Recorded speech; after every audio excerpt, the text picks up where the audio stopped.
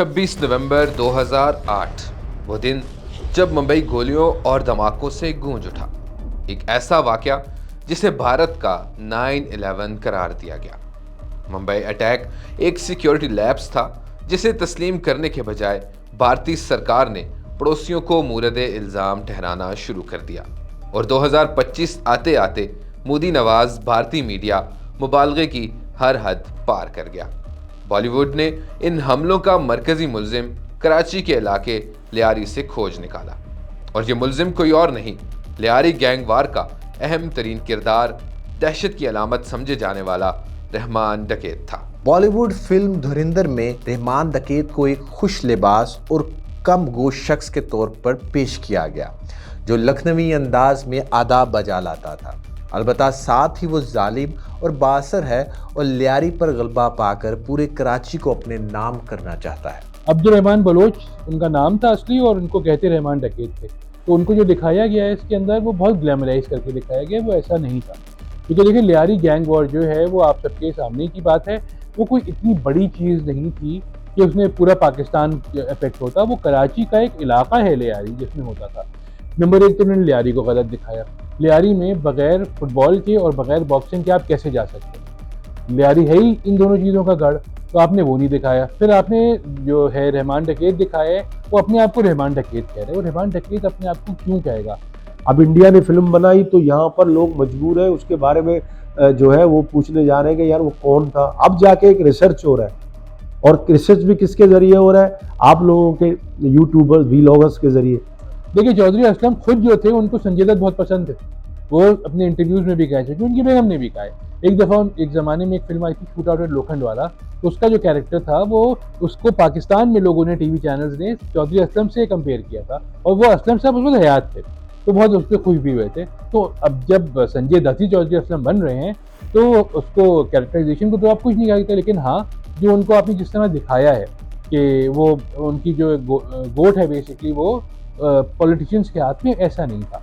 वो Lyari task force के head थे, अपनी मर्जी के मालिक थे और वो जो चाहते थे वो वही करते थे। इसी वजह से जो है सारे जो टेररिस्ट थे वो उनसे डरते थे, क्योंकि अगर टेररिस्ट उनसे उस वक्त ऐसा होता कि नहीं डरते जब कोई उनको कमांड कर रहा होता, वो अपने आप को कमांड खुद देते। मैं ये अख्तियार रखती हूँ कि मैं चौधरी असलम की मिसेज़ हूँ और ना मुझसे रब्ता किया गया, ना कि तमाम जर्नलिस्ट और रिपोर्टरों से, ना सिंध पुलिस से, और मूवी बना डाली। चौधरी के पास ऑप्शन थे और एक वो चीज़ इस मूवी के अंदर मैंने सुना है कि वो आपस में पैचअप करते हैं, रहमान, कोई मेजर और असलम पैचअप कभी नहीं करता। उसने तालिबानों से नहीं किया तो बाकी इनसे क्या करेगा? ये एक इलाके तक महदूद थे, इनकी इतनी औकात नहीं है। और लियारी के लोग पर्सनली जो 80% है बहुत अच्छे हैं। चौधरी साहब की शहादत को 1.5 साल बीता था तो मैं दुबई गई हुई थी। मुझे वफाक से कॉल आई कि जी सलमान खान चौधरी असलम पे मूवी बनाना चाहते। मेरा जज्बा अपनी मट्टी के साथ है, फॉरएवर रहेगा। मतलब हाँ, मैंने कहा पाकिस्तान का हीरो पाकिस्तान की मट्टी वफा करके क्या, पाकिस्तान का काम में बनाए, मैं नहीं मना करूँगी। गो बॉलीवुड की पेश करदा ये तस्वीर मुबालगा अमेज़ है, मगर असल रहमान डकैत की तस्वीर से कम खौफनाक है। जी हाँ, असल कहानी ज़्यादा तल्ख थी। ये इस रहमान डकैत की कहानी है जिस पर दर्जनों कत्ल समेत 80 संगीन वारदातों का इल्ज़ाम था। वो रहमान डकैत जिसने 13 साल की उम्र में एक शख्स को चाकू घोंपकर जुर्म की तारीख दुनिया में कदम रखा, जिसने लियारी गैंग वार को असलहे, मंशियात, भत्ता, अगवा, बराए तावान और कत्लो गारत गिरी का गढ़ बना डाला था। रहमान जो था मुझसे बहुत छोटा था और रहमान एक बैकग्राउंड रखता है, बहुत बड़ी फैमिली है वहाँ पर उसकी वालदा जो थी वो सरबाजी थी और उसका बाप जो है आशार, एक ईरान का इलाका है, आशारी उनको कहते हैं। तो दो बहुत बड़ी फैमिलियाँ लियारी में रहती है। रहमान का जो मुख्तलिफ़ इलाकों में लियारी के रिहाइश पजीर है, जिसमें कलाकोट है, रेक्सर लाइन है, गुलाम शाह लैन है, सालार कंपाउंड है, सिंघू लैन है। बहुत बड़े फैमिली, मतलब बहुत आप कहें ना कि लार्ज नंबर ऑफ फैमिलीज़ उनकी वहाँ पे रहती है। वो हमारा दादा का टाइम से सब सरदारी निज़ाम का चला, डकैत तो नहीं है। फिर इसी वजह से रहमान बना है, उसी का पीछे सही ना, क्यों बना कि गैरत के पीछे बना है। वो गैरत के पीछे निकला है, बलोच कौम के लिए, सिर्फ लियारी के लिए निकला है, सही है ना। बकाया ये लोग दिखा रहे कि रहमान डकैत, कोई इसका डकैती का कोई एफआईआर हुए, जो कुछ हुए वो सामने लेके आए, फिर बात करें ना। और चौधरी असलम का बोल रहे हैं, इसका बीवी सही है ना, कि बहुत बड़ा दिलेर था। वो कितना बड़ा दिलेर था वो सबको पता है। 8 दिन का लड़ाई में 2000 नफरी लेके आता है। उस टाइम पे तो क्या रहमान नहीं था, उज़ैर था, सही है ना। 2000 नफरी का साथ चील चौक से आगे नहीं आया। उस टाइम पे हम लोग भी इधर ही थे, सब ने देखा है कौन कितना दिलेर था। और कोयटा से पकड़ के लेके आया, सही ना। उधर वो बच्चों का साथ अपना अकेला, और उसका एक साला था, सही है ना, वाजिद, उसका साथ था। उधर भी तुमने कितना नफरिया लेके आएगा, सबको पता तुम कितना बड़ा दिलेर था। व्हाइट हाउस का लड़ाई में तुम आया था, कितने पोस्ट लेके आए थे? वो 3-4 बंदे थे, उसका एक बंदा पकड़ा, एक बंदा मारा। वो दिलेरी लेके आओ ना, उसका बंदों से पूछो, अभी भी कुछ लोग जिंदा हैं, उनसे पूछो कैसे रो रहे थे तुम लोग। रहमान डकैत, जिसके ताल्लुकात फ़कत बासर वज़रा और पुलिस डिपार्टमेंट तक महदूद नहीं थे, इसकी रसाई आला ऐवानों तक थी। मगर फिर यही रहमान डकैत एक अलमनाक अंजाम से दो चार हुआ और किस्सा पारी ना हो गया। पूरे माहौल में जब उसने अपने आप को तब्दील किया तो फिर उसका रुख पॉलिटिक्स की तरफ हुआ। लियारी में चूँकि ये अपने वालिद से और चचा को ये देख चुका था कि जराइम की दुनिया के साथ अगर पॉलिटिकल फोर्सेस आपको सपोर्ट कर रही हों तो ज़िंदगी ज़रा आसान गुजरती है। इसने पीपल्स पार्टी का, चूँकि जयालत था, इस दौरान बीबी शहीद ने आना था, मोहतरमा बेनज़ीर भुट्टो की वापसी थी, इसने जानिसाराने बेनज़ीर फोर्स बनाई। वो फोर्स तो नहीं है, जानिसाराने बेनज़ीर एक दस्ता था जो पीपल्स पार्टी के लोगों पर मुश्तमिल था और उसमें अब्दुर्रहमान बलोच के लोग शामिल थे। इसमें क्रिमिनल लड़के भी शामिल थे, ये जहन में रखें। अब्दुर्रहमान बलोच के लड़के सारे कोई हाजी नमाजी लड़के नहीं थे, इसमें लियारी के बहुत सारे लोग शामिल थे जो साफ़ सुथरे लोग थे, जो क्रिमिनल नहीं थे, जिनका जो मजदूर थे और सिर्फ पीपल्स पार्टी और मोहतरमा बेनज़ीर भुट्टो शहीद की मोहब्बत में वो अपनी जानों को पेश करने के लिए तैयार थे। तो ये दस्ता बनाया गया। जो इंटेलिजेंस सोर्सेज हैं या जो पुलिस की साइड से सोर्सेज हैं वो इस बात की इन्फॉर्मेशन करती हैं कि अब्दुर्रहमान बलोच ने बीबी को कारसाज धमाके के बाद रेस्क्यू करके बिलावल हाउस पहुंचाया। लेकिन जो जानिसाराने बेनज़ीर के लोग हैं वो इसको ओन नहीं करते, वो इसको डिसोन करते, कहते हैं नहीं जी, उस वक्त तो रहमान शायद कारसाज आया भी नहीं था। लियारी गैंग वार के इस पुरस्कार किरदार की कहानी हैरानकुन है। इसकी शनाख्त के 2 हवाले थे।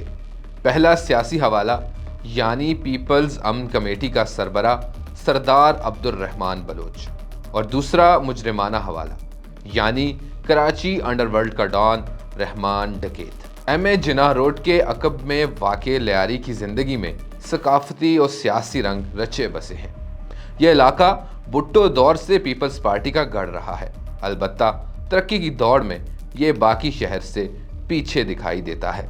इस पसमानदगी, गुर्बत और बेरोज़गारी ने इसे जराइम की दलदल में धकेल दिया, और इसी माहौल में अब्दुर्रहमान 1976 में दाद मोहम्मद उर्फ दादल के घर पैदा हुआ। उनका जो वालिद था पीपल्स पार्टी के करीब था, तो पीपल्स पार्टी का एक फाउंडर लीडर था जे रहीम। जे रहीम के जब ज़ियाउलक आया तो उसने रहमान के वालिद को कैद किया भुट्टो के ख़िलाफ़ वादा माफ़ बनाने के लिए।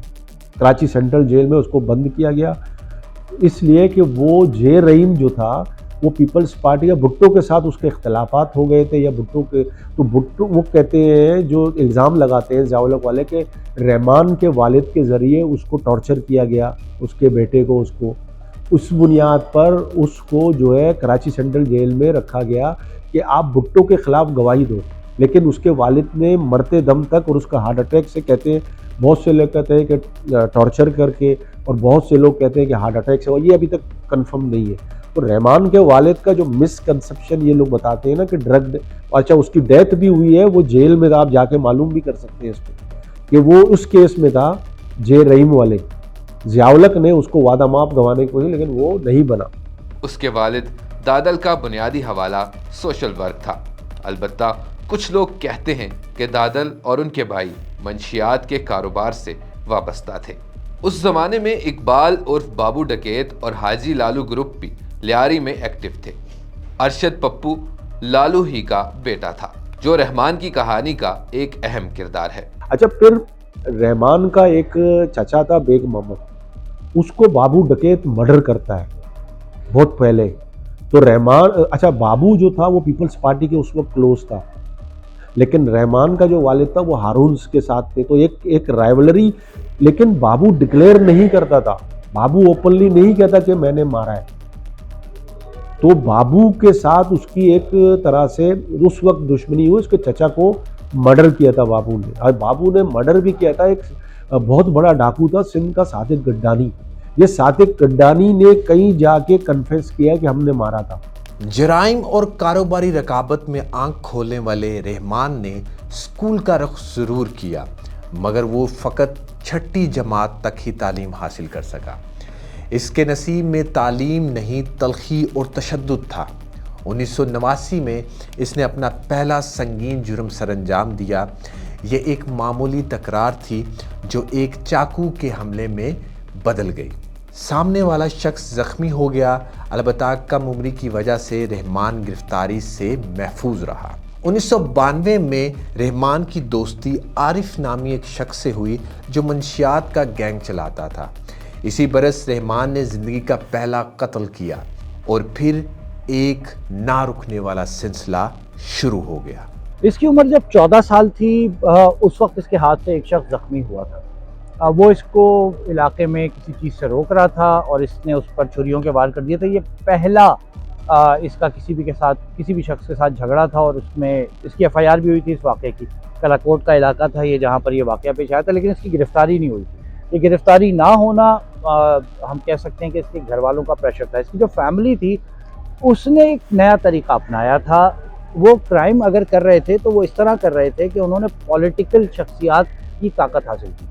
महमूद हारून फैमिली से कहते हैं कि अब्दुर्रहमान बलोच के वालिद का ताल्लुक था, उसके चचा का ताल्लुक था। ये पहले मुस्लिम लीगी थे, उसके बाद ये फिर जब जुल्फ़िकार अली भुट्टो आए हैं तो फिर ये पीपल्स पार्टी में आए हैं, तो इसकी गिरफ्तारी नहीं हुई। वहाँ से हम ये भी समझ सकते हैं कि इस बच्चे में अग्रेशन कितना था। बाप के इंतकाल के बाद उस माहौल में तरबियत की वजह से ये एक वसीला और पुरजोश और साथ ही इंतहाई आप कह सकते हैं कि बदला लेने की सिफत इसके अंदर बढ़ती जा रही थी। जब बाबू डकैत के हाथों रहमान के चचा ताज मोहम्मद का कत्ल हुआ तो लालू ने रहमान को अपनी सरपरस्ती में ले लिया। यह रहमान के उरूज का नुक्ता आगाज था। ताकत बढ़ी तो वो इंतकाम की राह पर चल निकला।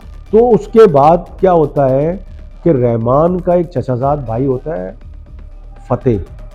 फतेह शेर मोहम्मद उर्फ शेरू का बेटा होता है। वो कहीं किसी फैसले में डालमिया जाता है।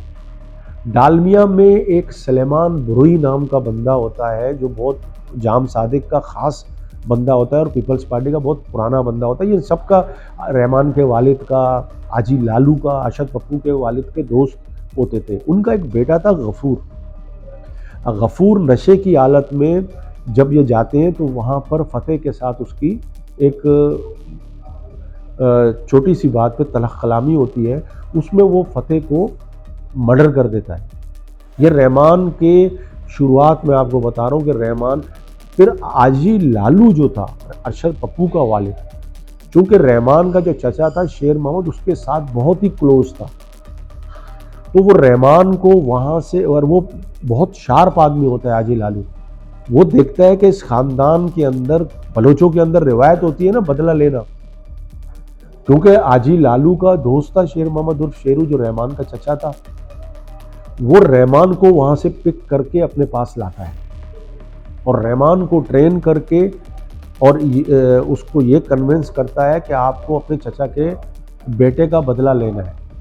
अच्छा, वो रहमान को फिर उसको बताता है किस तरह से आपको क्या करना है। फिर रहमान जो है सलेमान बुरुई को कत्ल करता है, मर्डर करता है DC ऑफिस के पास।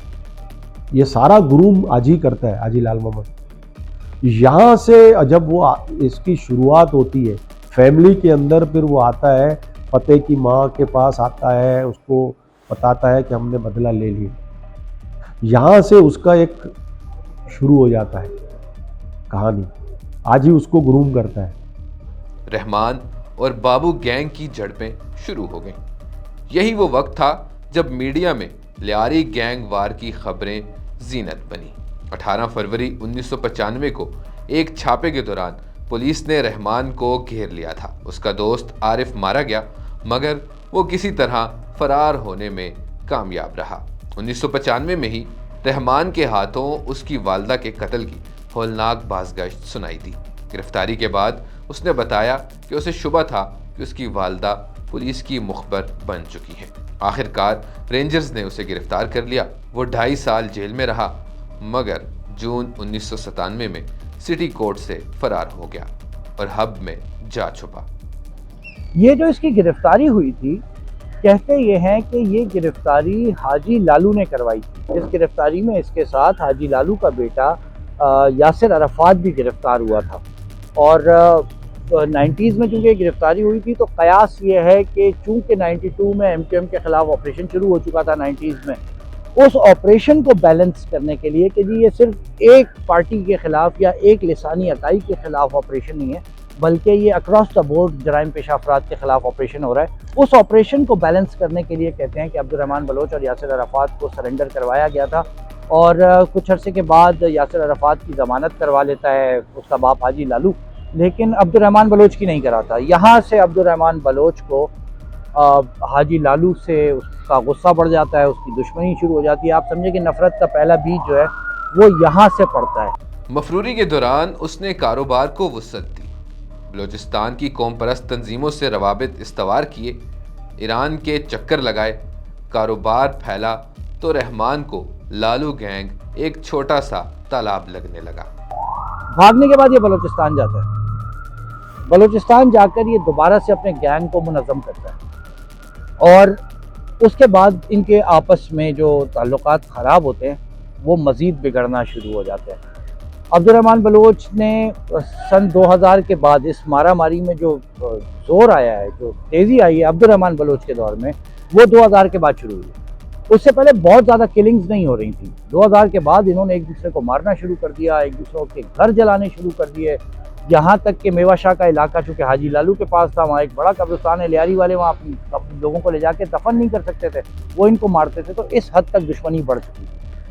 इकबाल और बाबू डकैत इस दौरान जो है वो उस पर फालिज का अटैक हुआ, बूढ़ा हो गया, पुलिस ने उसको पकड़ लिया। अब्दुर्रहमान बलोच के पास लियारी की ज़मीन खाली थी, ग्राउंड खुला था। वहाँ मुझे इस वक्त याद नाम नहीं आ रहा, एक और मनशियात फरोश था, इन्होंने उसको रास्ते से हटाया और लियारी में अपना कंट्रोल हासिल करना शुरू किया। अब कुछ इलाके बटे हुए थे हाजी लालू के पास, कुछ इलाके थे अब्दुर्रहमान बलोच के पास। हम लोग जो यहाँ पर बैठे हुए, गवर्नमेंट से हमारी लड़ाई नहीं है, पुलिस वालों से हमारी लड़ाई नहीं है। ये अरशद पप्पू के लोग जो बख्तरबंद में पुलिस की वर्दी में आते हैं, ये हम लोग के ऊपर गोलियाँ चला रहे, ये हम लोग के घरों को जला रहे हैं। यहाँ पर इन दोनों ग्रुप्स के दरमियान छोटी मोटी झड़पें चलती रहती थी। सन 2000 के आसपास इसमें शिद्दत आ गई। इसने उसके साड़ू को मार दिया, अब्दुर्रहमान बलोच ने, हाजी उसके अरशद पप्पू का साड़ू जब इसने मारा तो अरशद पप्पू उस वक्त तक प्रॉपर गैंगस्टर वेपन उठा के बंदे मारने वाला लड़का नहीं था। वो नशे का आदी था, बेताशा हीरोइन पीता था, बहुत ज़्यादा अपने बाप के भत्ते का इलेक्शन का हिसाब कर लेता था, इस तरह की चीज़ें करता था। चूँकि हाजी लालू ने अब्दुर्रहमान बलोच को बहुत ज़्यादा सपोर्ट किया तो या जो इसके बेटे थे उनके दिल में ये चीज़ थी कि ये जो इसको डॉन बनाया है अब्दुर्रहमान बलोच, तो ये तो हम भी बन सकते थे। इसे अब नए समंदर की तलाश थी। लालू के बेटे अरशद पप्पू और रहमान के रिश्ते में आने वाली दरार जल्द एक खून रेज जंग में बदल गई। कई हलाकतें हुई, अलबत्ता जब अरशद पप्पू गिरफ्तार हुआ तो रहमान ने पूरे लियारी पर अपनी गिरफ्त मजबूत कर ली। एक जामे मस्जिद होती है, उस जामे मस्जिद के ऊपर ये अपने मोर्चे बनाते हैं और वहाँ से जो लियारी और बलोच इलाके होते हैं वहाँ फायरिंग करते हैं। यहाँ से रहमान की शुरुआत होती है। रहमान बलोच एक फाइटर की सूरत में उनके पास उनको रेजिस्ट करता है और उनके कमांडर्स होते हैं उनको मारते हैं, वो उनका कब्ज़ा ख़त्म कराते हैं और इसमें रहमान जो है एक नए रूप में आता है। बलोच नेशनलिज्म जो होती है वो वहाँ पर लोग उसको, और जो लियारी के लड़के होते हैं वो सब जगह वाह होती है कि रहमान ने MQM के लड़कों को यहाँ से भगाया, मारा, कब्जा चुराया। इसी ज़माने में लियारी गैंग वार से तंग इलाके की चंद सरकर्दा शख्सियात ने पीपल्स पार्टी की आला क़यादत से राब्ता किया। आसिफ जरदारी कुछ लोगों को, जिसमें मैं भी शामिल था, अनवर भाईजान था मरहूम, नबील गबोल था और उसमें कुछ और लोग थे। उन्होंने फिर हमें बुला के ये कहा कि यार ये दोनों जो लोग हैं, ये दोनों ग्रुप्स जो लड़ रहे हैं, इनका आप पैचअप कराएं। लेकिन उस वक्त नया नया जो है वो उज़ैर के वालिद की डेथ होती है। रहमान तकरीबन एग्री करता है, लेकिन उज़ैर भी कुछ कंडीशनल लगाता है कि यार, क्योंकि वो एक कबायली सिस्टम होता है ना। और आसिफ साहब कहते हैं कि ये जो आजी कोई और बंदा जो है पालारी होता है कोई आजी लालू की तरफ से, वो आजी की गारंटी देता है कि हम बैठ के इस मसले को हल करते हैं। आसिफ जरदारी के ऊपर एक तशवीश का इज़हार करता है। वो बहुत ही विजन वाला आदमी था। उसने कहा कि यार ये अगर लड़ाई नहीं रुकी तो मेरा वोट बैंक ख़त्म होगा। क़याम अमन के लिए लियारी के मारूफ सियासी और समाजी कारकुन अनवर भाई को सालस के तौर पर मुकर्रर किया गया। मगर कहानी में इस वक्त एक भयानक मोड़ आया जब जनवरी 2005 में रहमान डकैत ने अनवर भाई को कत्ल कर दिया। अच्छा, ये सारी चीज़ें तय हुई, सारे लोग लग गए इन सारी चीज़ों में, लेकिन अचानक से अनवर भाईजान का मर्डर हो जाता। ये समझ में नहीं आता ये क्या हुआ। अभी तक हम सोच रहे हैं कि हुआ क्या। यहाँ से फिर हम लोग सब पीछे हट जाते। अब शहर नई करवट ले रहा था। वक्त के साथ रहमान सियासी जमातों की बाहमी चपकलिश को भांपकर उनसे फ़ायदा उठाने का हुनर जान गया। पीपल्स पार्टी के वो करीब आता जा रहा था। कहा जाता है कि पाकिस्तान वापसी के मौके पर वो मोहतरमा बेनज़ीर भुट्टो की सिक्योरिटी पर मामूर था।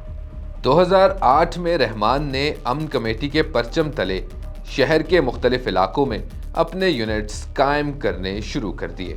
रहमान जब ज़ाहिर है सिस्टम आता है तो उसके हाथ आ जाता है, और सियासी पार्टियां, पॉलिटिशियन सब उसके मोहताज हो जाते हैं। फिर उसने लियारी अमन कमेटी के ज़रिए उसके जहन में ये बात आई कि मैं पॉलिटिक्स करूं। मुख्तलिफ सियासी जमातों के मुतनफ़र धड़े रहमान के करीब आ गए। लियारी के सियासी फैसलों में उसका असर और रसूख बढ़ने लगा।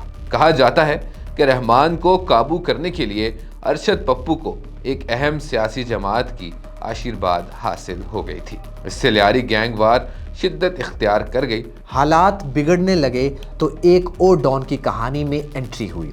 ये थे मारूफ पुलिस अफसर चौधरी असलम, जो अपने पुलिस मुकाबलों के लिए मशहूर थे। ये बुज़दिलाना कार्रवाइयाँ करा के मुझे डराना चाहते हैं कि मैं इन चीज़ों से बाज आ जाऊंगा। मैं इनकी नस्लों को, इन्होंने शेर के मुंह में हाथ डाला है, इनकी नस्लें भी याद रखेंगी कि इनको कौन मिला है। चौधरी असलम कभी ब्लड प्रूफ नहीं पहनते।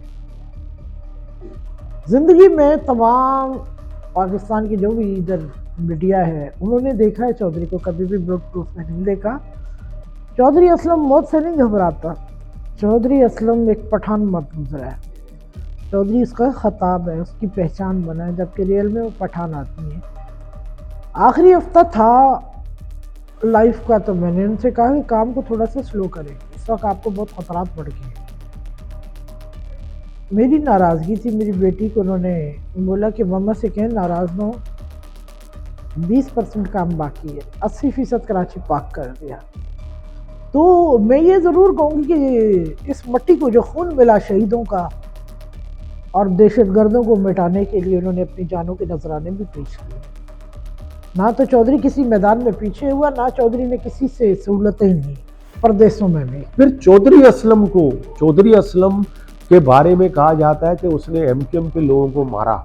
एक ज़माना होता है ना, इस्तेमाल होते हैं हमारे लोग, तो उन्होंने जो है चौधरी ने जो है खासकर एमकेएम। फिर उसके बाद चौधरी को जब माफ़ी दी गई है, सुना है इस बात पे कि आप लियारी जो लड़के हैं इनको आप हमें, लियारी टास्क फोर्स उन्होंने गवर्नर हाउस में इशरतुल इबाद के दौर में बनाई।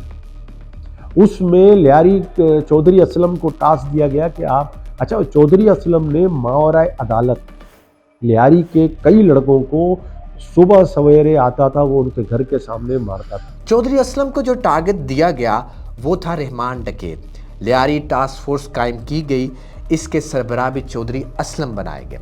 ज़मीन तंग होने लगी तो रहमान डकैत बलूचिस्तान फरार हो गया। मगर 18 जून 2006 को चौधरी असलम की सरबराही में लियारी टास्क फोर्स ने कोयटा से इसे गिरफ्तार कर लिया।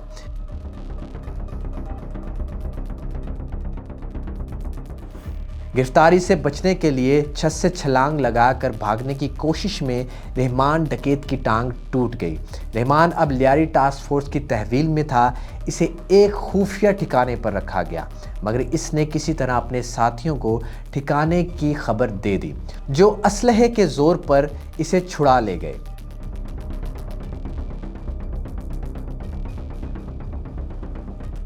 वक्त गुजरता रहा। लियारी में जराइम के साथ रहमान की सियासी गिरफ्त भी मजबूत होती गई। लियारी में अब वो एक रॉबिन हुड था।